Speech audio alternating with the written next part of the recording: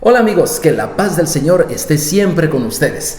Ha sido un gusto tener este estudio de Juan que el día de hoy estamos concluyendo. Sí, Evangelio de Juan capítulo 21, el cierre de este maravilloso evangelio donde hemos visto tantas y tantas facetas acerca de Jesús. ¿Cómo terminará?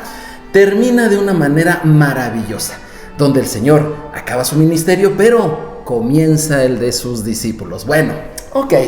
Muy bien. En una ocasión estaba una persona, un creyente que leía las escrituras continuamente ahí en su casa, y un día estaba leyendo las escrituras, pero tenía la cuestión de que tenía que guardar un dinero que no quería salir a la calle con él. Eran 5,000 pesos y estaba viendo dónde los puedo guardar, y dice, ¿qué mejor lugar que aquí en la Biblia? Los voy a guardar aquí. ¿Dónde los guardaré? Pues casualmente estaba él leyendo Éxodo capítulo 20 y dijo, pues qué mejor lugar, aquí exactamente donde dice no robarás. Por si alguien los ve, aquí voy a dejar estos 5,000 pesos. Bueno, los dejó allí, los puso en el librero. Pasados los días se acordó que tenía ese dinero y ya lo necesitaba, así que fue donde estaba la Biblia, ¿verdad? Después de esos días la abre, llega ahí a Éxodo capítulo 20 y el dinero no está. Oh, no está, no.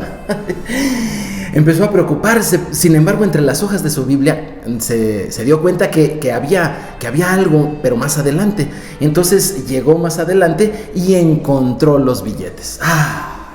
Bueno, le dice, pero yo estoy seguro que los había dejado allí en Éxodo 20. Bueno, en fin, encontró los billetes, los contó y 2,500 pesos, la mitad. No encontró todo, encontró solamente la mitad. Estaba diciendo, ¿pero por qué la mitad? Cuando se dio cuenta, resulta que estaba en Levítico 19, exactamente en la parte donde dice, amarás a tu prójimo como a ti mismo. ¿Qué tanto amamos al prójimo? ¿Qué hacemos para amarles? En esta ocasión, Juan capítulo 21 lleva por nombre Siguiendo al Mesías. El Mesías, persona maravillosa, que dejó todo lo que tenía precisamente por amor a nosotros. Y vino hasta donde estábamos nosotros para que nosotros pudiéramos tener vida eterna. Él nos ha amado y ahora nos está diciendo que le sigamos. Vamos a tener la lectura, Juan capítulo 21, los primeros 4 versículos. Después de esto, Jesús se manifestó otra vez a sus discípulos junto al mar de Tiberias, y se manifestó de esta manera. Estaban juntos Simón Pedro, Tomás llamado el Dídimo, Natanael, el de Caná de Galilea, los hijos de Zebedeo, y otros 2 de sus discípulos. Simón Pedro les dijo, voy a pescar. Ellos le dijeron, vamos nosotros también contigo. Fueron y entraron en una barca y aquella noche no pescaron nada. Cuando ya iba amaneciendo, se presentó Jesús en la playa, mas los discípulos no sabían que era Jesús. Aquí los discípulos del Señor se encuentran de regreso en su región, ahí al norte de Israel. En el Kineret se llama, también conocido como Mar de Galilea. Pero también en esta ocasión muy interesante y tiene una razón de ser, ¿por qué Juan le llama el Mar de Tiberias? Bueno, el asunto es de que están allí y ese es el lugar donde Jesús comenzó su ministerio e hizo muchas cosas. Allí caminó sobre el mar, por ejemplo. Pero allí en esa región de Galilea es donde él hizo su primer milagro. Y allí es donde va a realizar el último milagro que hizo durante su ministerio, que está registrado en este capítulo 21 de Juan. Sin embargo, ahora que Jesús termina su ministerio en la tierra, comienza el trabajo para los pescadores. Pero la pregunta es, ¿por qué pescadores? A todo esto, ¿por qué Jesús eligió pescadores para que fueran sus discípulos? Bueno, no es ninguna casualidad. Mira lo que dice ahí Jeremías capítulo 16, versículos 15 y 16. Sino vive el Señor, que hizo subir a los hijos de Israel de la tierra del norte y de todas las tierras donde los había arrojado, y los volveré a su tierra, la cual di a sus padres. He aquí, yo envío muchos pescadores, dice el Señor, y los pescarán. Y después enviaré muchos cazadores, y los cazarán por todo el monte, y por todo collado, y por las cavernas de los peñascos. Así, mis amados, que el hecho de que Jesús haya elegido como sus discípulos encargados de la tarea de un rescate masivo, mundial, de aquellos de los que son su pueblo, estuviera precisamente centrado o basado en personas con el oficio de pescadores, no es ninguna casualidad. El profeta Jeremías ya lo decía. Y mira lo que estuve subrayando allí en el texto. 1. A los hijos de Israel del reino del norte, es decir, a Efraín. 2. Los hará volver a su tierra, es decir, a su identidad de Israel. Y 3. Para ello enviará pescadores. Claro, esto es primero, es en una fase inicial. Y 4. Después vendrán cazadores. La misión del Mesías, sí, es salvar al mundo. La misión del Mesías es darnos vida eterna, pero la misión del Mesías es traer de vuelta a su pueblo. Sí. Así que si tú, mi amado hermano, estás escuchando este mensaje y estás sintiendo una renovación al escuchar el mensaje de la palabra del Señor, no es por otra cosa, sino que simple y sencillamente el Maestro te está llamando. Jesús dijo: mis ovejas oyen mi voz y me siguen. Recuerda, el día de hoy estamos viendo Juan 21, que dice: siguiendo al Mesías. Y si tú lo estás siguiendo, es precisamente porque eres parte de ese pueblo. No importa que tu cultura, tu idioma, tu nacionalidad, el lugar de residencia sea muy diferente al de Israel, de todas maneras el Señor está haciendo que regrese la gente. ¿Que regrese a qué? Que regrese a las Escrituras y al Dios de Israel. Esa es la función del Mesías, y utiliza pescadores, es decir, personas pacientes. ¿Has visto cómo es un pescador? Los pescadores por lo general son personas hábiles, pero sobre todo la característica principal que ellos tienen es la paciencia. Es la paciencia. Yo creo que entre pescadores y cazadores preferimos, si sabemos que nosotros somos los que van a pescar, los que van a rescatar, preferimos los pescadores, ¿no te parece? Así lo entendieron, es decir, ese rescate de ese pueblo y traerlo de regreso, así lo entendieron los apóstoles.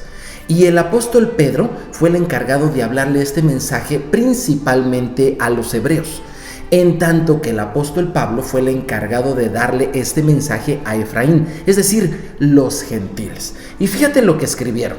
Allí en 1 de Pedro capítulo 1, versículo 1 dice así: Pedro, apóstol de Jesucristo, y mira a quién les escribe: a los expatriados, es decir, a los que son originales de Israel, pero que han sido expatriados de la dispersión y que se encuentran, que están en el Ponto, Galacia, Capadocia, Asia y Bitinia, regiones de la actual Turquía.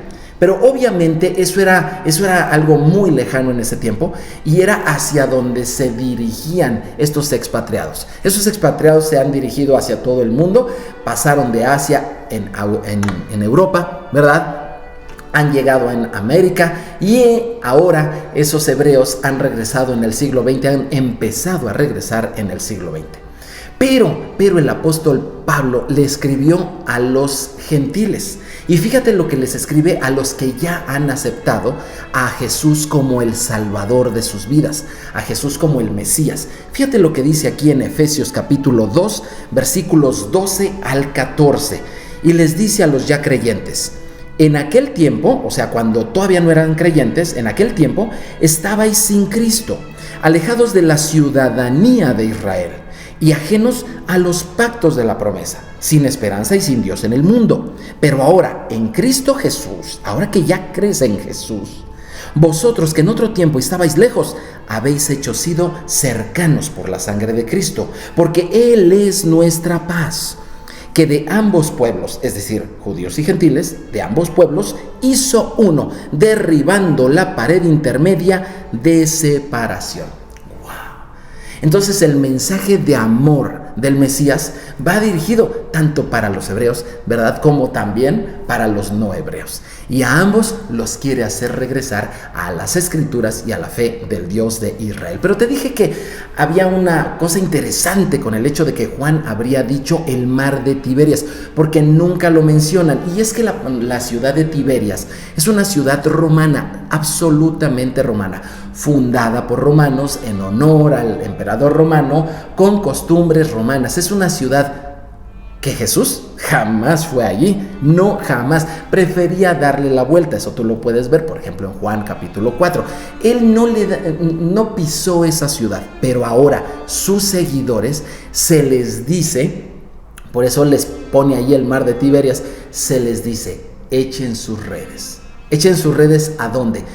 Qué interesante que la base principal de Capernaum, del ministerio de Jesús, es Capernaum al norte, y hacia la derecha geográficamente de Capernaum, viendo al mar de Galilea, viendo a las naciones, viendo a lo que representaría el mundo entero, a la derecha, hacia la derecha se encuentra Tiberias, y Jesús les dice en esta ocasión, echen su red a la derecha. O sea, es muy interesante esto, es como diciéndoles, enfóquense en aquellos en los cuales no se han enfocado. Enfóquense también en ese imperio poderoso, porque allí hay peces para que los suban a su barca. Gente, personas que son parte del pueblo de Dios, pero que no lo saben, que tienen una identidad ya totalmente ajena a Israel, pero que han de regresar porque el Mesías les ama. Y han de regresar, son parte de Israel. Pero sigamos la lectura, Juan 21, 5 al 8. Dice así: y les dijo, hijitos, ¿tenéis algo de comer? Les respondieron, no. Él les dijo, echad la red a la derecha de la barca y hallaréis. Entonces le echaron y ya no podían sacar por la gran cantidad de peces. Entonces aquel discípulo a quien Jesús amaba dijo a Pedro, es el Señor. Simón Pedro, cuando oyó que era el Señor, se ciñó la ropa porque se había despojado de ella y se echó al mar. Y los otros discípulos vinieron a la barca, arrastrando la red de peces, pues no distaban de tierra, sino como 200 codos. Ellos estaban cerca de la orilla. Sin embargo, aquí lo que te decía, echen su red a la derecha. Bien pudo haber dicho Juan, echen la red y simplemente, pero dice a la derecha. La derecha, la diestra. Y esto me recuerda la diestra del Señor. ¿Conoces algún canto bonito que tú cantes o cantabas, tal vez de niño, verdad? Porque yo ya no he escuchado muchos cantos de la diestra del Señor. De niño sí los escuchaba. La diestra del Señor poderosa es, la diestra del Señor me sustentará. La palabra de Dios habla de la diestra del Señor.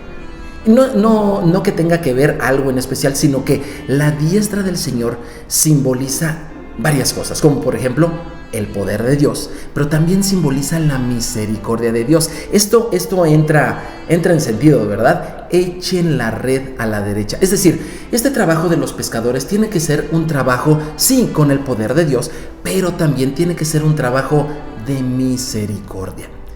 El evangelismo, o como tú le llames, la evangelización, es decir, el compartir las nuevas de Jesús, es una labor de misericordia y no de juicio. Es una labor de amor al prójimo, ¿verdad? ¿Te acuerdas de lo que te conté al principio? Es una labor de amar al prójimo como a ti mismo. Pero también la diestra del Señor tiene otras particularidades. Fíjate, escogí estas 3 citas, hay muchas que hablan de la diestra del Señor, pero mira características de la diestra del Señor. Salmo 118, 15. Voz de júbilo y de salvación hay en las tiendas de los justos. La diestra del Señor hace proezas. ¿Te fijas cómo la diestra del Señor es poderosa? Segunda cosa, Éxodo 15, 6. Tu diestra, oh Señor, ha sido magnificada en poder. Tu diestra, oh Dios, ha quebrantado al enemigo. Y tercera cita, Salmos 17, 7. Muestra tus maravillosas misericordias. Muestra tus maravillosas misericordias. tú que salvas a los que se refugian a tu diestra. Mi amado, a lo mejor a ti como a mí nos gusta el trabajo.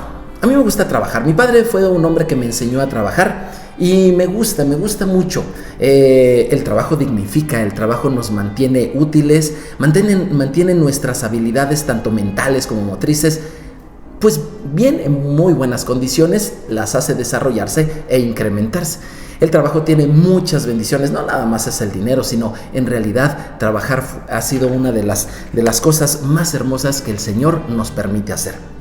Y tú puedes realizar muchos trabajos en esta vida, sin embargo, ningún otro más gratificante que el de llevar la palabra de Dios a otros.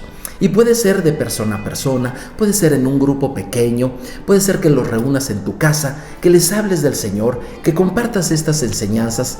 Sí, puede ser, o puede ser que te toque, como le ha tocado a muchos, ¿verdad?, compartirle a grandes multitudes. Como sea, compartir la palabra del Señor es uno de los trabajos, si no es que es, en mi opinión, en mi humilde opinión, es el trabajo más gratificante y que, por cierto, rinde frutos hermosos. Y repito, no estoy hablando de lo material, rinde frutos hermosos de gracia, paz, frutos espirituales en esta vida y la que viene. Es maravilloso. Si algo puedes tú hacer en este tiempo mientras estés en esta tierra, es servir al Señor, es servirle, es trabajar por Él, es ser ese pescador de personas. Ese pescador que con misericordia, pero con el poder de Dios, le habla a la gente y los salva y los libera el Señor a todos esos peces de la situación en la que se encuentran. Porque la diestra del Señor es misericordia y es un refugio a todo aquel que se refugia en Él. Valga la redundancia. Seguimos la lectura. Juan 21, 10 al 11. Jesús les dijo: traed de los peces que acabáis de pescar. Versículo 11. Subió Simón Pedro y sacó la red a tierra, llena de grandes peces, 153. Y aun siendo tantos, la red no se rompió. Cuando vemos en las Escrituras algún dato que nos parezca no necesario, tenemos que preguntarnos por qué el escritor fue inspirado por el Espíritu Santo para dejar ese dato allí. El dato de 153 es un dato que realmente nos da curiosidad. ¿Por qué 153? ¿Por qué no nada más 100? ¿O por qué no 200? ¿O por qué 153? Aparentemente ese número pues no tendría razón de ser. Sin embargo, esas son las pequeñas pistas que nos permiten abrir puertas y nos dejan ver un poquito más adentro en la Escritura y nos permiten confirmar si lo que estamos entendiendo del mensaje escritural es así o no. ¿Qué significará 153? ¿Será que es la primera y única vez que se habla o se muestra de una manera un tanto oculta acerca de este número? No.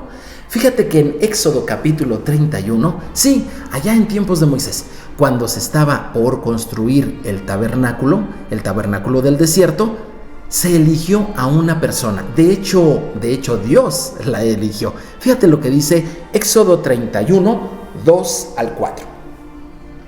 Hablando Dios dice a Moisés: mira, yo he llamado por nombre, es decir, te está diciendo, fíjate en el nombre, yo he llamado por nombre a Besaleel, hijo de Uri, hijo de Ur, de la tribu de Judá, y lo he llenado del Espíritu de Dios, en sabiduría, en inteligencia, en ciencia y en todo arte, para inventar diseños, para trabajar en oro, en plata y en bronce.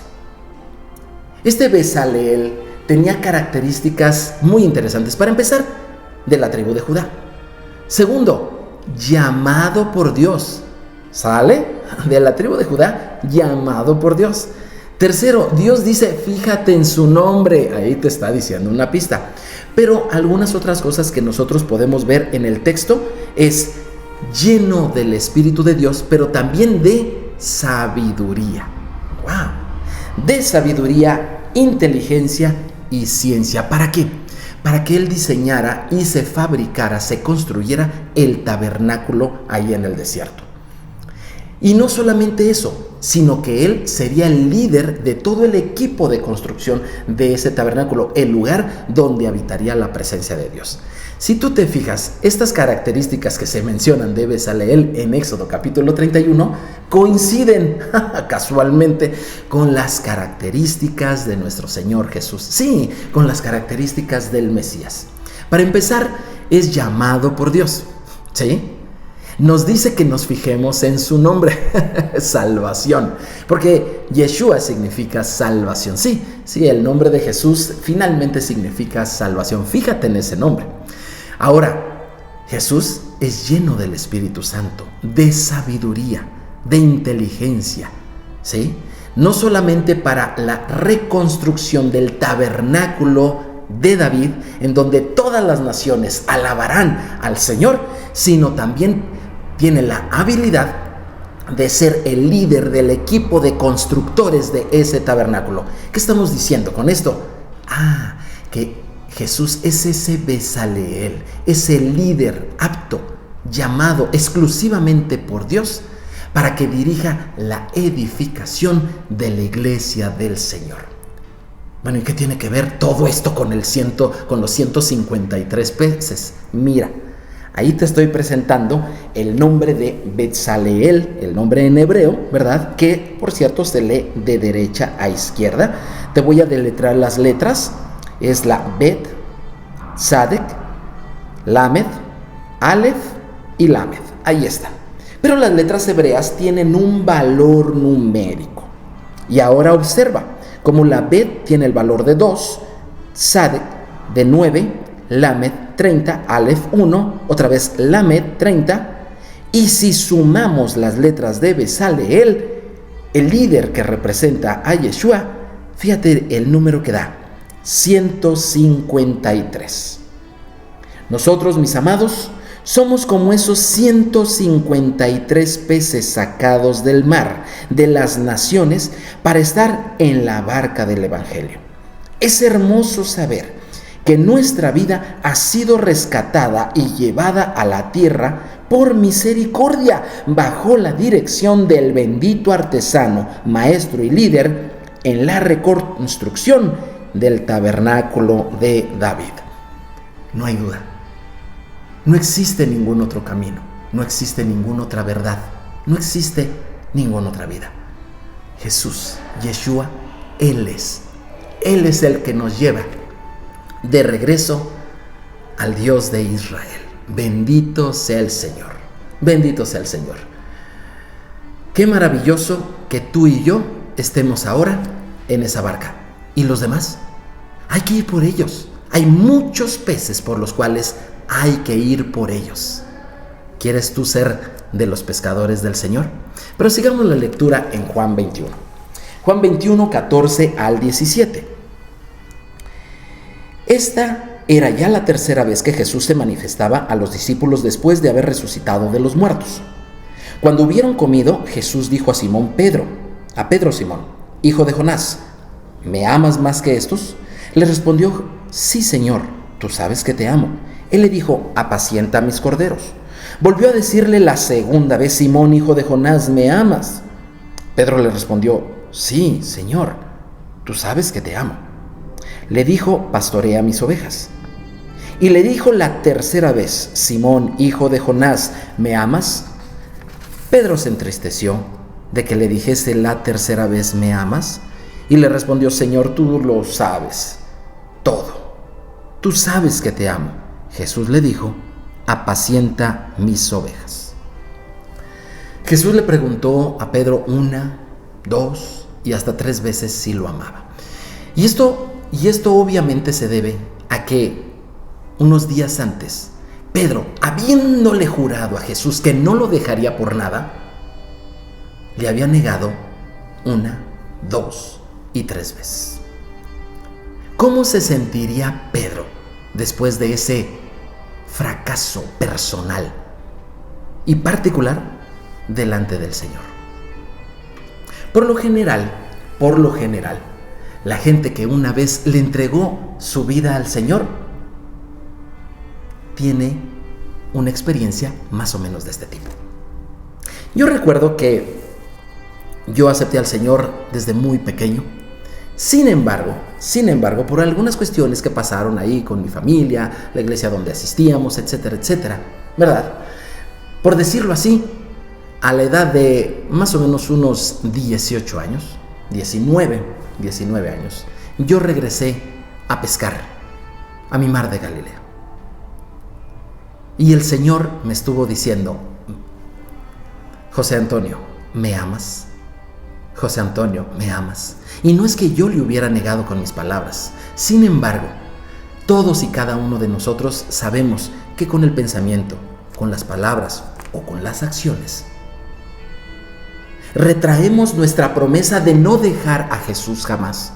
Y nos vemos así reflejados como Pedro y nos sentimos incapaces, incompetentes o incompletos para la tarea, para la bendita tarea de ser pescadores del Señor. Pero Jesús sabe perfectamente que eso nos pasa y que Él, en su amor y su misericordia, la diestra del Señor vuelve a operar no solamente para los que faltan de subir a la barca, sino también para los pescadores que estamos allí. Para ti y para mí, que conocemos del mensaje del Señor y que hoy necesitamos que nos digan nuevamente esto: ¿amas al Señor Jesús? Regresa a pescar. Regresa, porque hay muchas personas a las cuales con cuidado y con misericordia se les tiene que hacer regresar a la palabra. Hoy más que nunca. Y a lo mejor tú dirás: es que ya saben del Señor. A lo mejor necesita que se les anime. Es que estos nunca han querido aprender del Señor. Hay que ser paciente como pescador. Es que no soy capaz de llevarles el mensaje. Fíjate lo que dice esta maravillosa escritura. Filipenses 1:6. Estando persuadido de esto, que el que comenzó en vosotros la buena obra, la perfeccionará hasta el día de Jesucristo. Recuerdo aquellos momentos cuando yo era un universitario y era yo llevado casi forzado por mis papás de regreso a la iglesia, y escuchaba yo este versículo con canción: que el que comenzó la buena obra en mí la perfeccionará. Allí en mi corazón se fueron derribando todos los argumentos, todos los pretextos, todas aquellas cosas que me decían: mantente con la prudencia en una distancia alejada de todas estas cosas. Y ahí es donde recordé que desde la niñez yo había prometido entregarle mi vida, mis pensamientos, mi corazón, mis acciones y todo al Señor. Y ahí es donde yo comprendí que a pesar de mis fallas, ya como creyente, el Señor me decía: no te dije que mi diestra es poder, no te dije que mi diestra es misericordia, no te dije que mi diestra derrota a tus enemigos, no te dije que mi diestra es el refugio que tú necesitas. Eso no está solamente para los que necesitan escuchar por primera vez el mensaje del Evangelio. Esta diestra de poder, de gracia y de favor, este refugio poderoso de la diestra del Señor, está para ti, que hoy necesitas llevar el mensaje del Evangelio a otros. Unos lo hacen de una forma, otros lo hacen de otra, pero el Señor necesita a estos pescadores y te está llamando nuevamente a ti. Sígueme, dice el Señor Jesús. Sígueme. En este capítulo, 2 veces para terminar, el Señor dice: sígueme. Yo le doy muchísimas gracias que nos ha permitido terminar el Evangelio de Juan de esta manera, con este mensaje. Para ti, bendito pescador del Señor. Que el Señor te guarde, te proteja y te bendiga. Dios Todopoderoso haga resplandecer nuevamente sobre ti su rostro, y el Señor, el gran Señor Dios Todopoderoso, llene tu corazón de paz. Que el Señor te bendiga. Pero esto no termina aquí. Nos vemos en la siguiente. Shalom, shalom.